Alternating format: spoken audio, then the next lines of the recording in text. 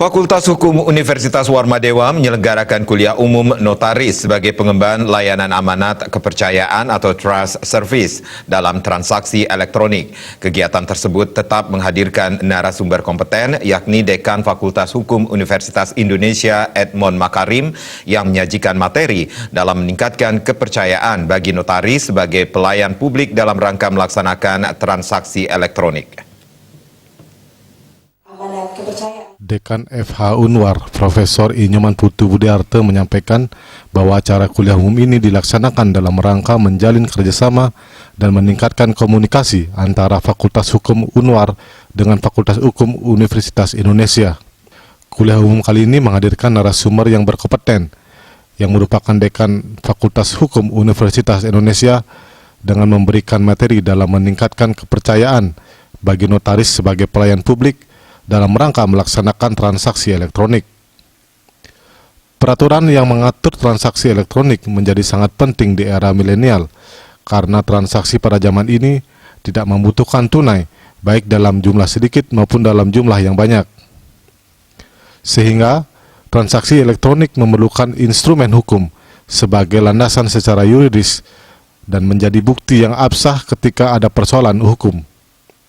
Ditambahkannya, melalui kuliah umum ini diharapkan dapat memberikan wawasan dan pengetahuan tentang peraturan dalam transaksi elektronik kepada seluruh sivitas Fakultas Hukum Universitas Warmadewa, baik dosen, mahasiswa S2 Ilmu Hukum dan Kenotariatan, serta mahasiswa S1 Ilmu Hukum.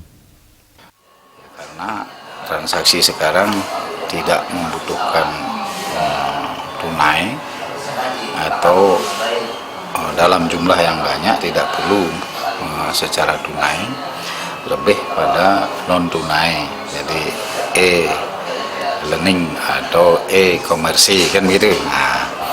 Nah karena itu memerlukan instrumen hukum untuk melandasi bagaimana transaksi yang di e-commerce. Narasumber Edmond Makarim mengatakan, saat ini UU ITE tentang transaksi elektronik di Indonesia sudah sangat memadai.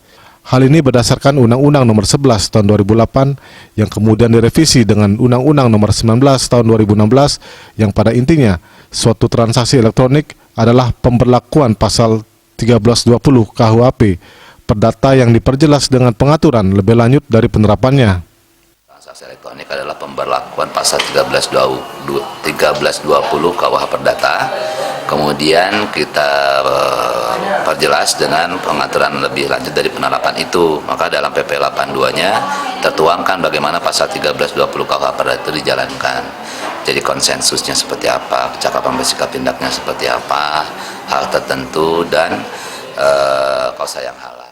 Selain itu, dalam perkembangannya UU ITE juga ada penambahan dari segi UU Perdagangan Nomor 7 Tahun 2014 yang diamanatkan pada peraturan pemerintah tentang transaksi perdagangan manusia melalui sistem elektronik yang merupakan komplementer dari UU ITE.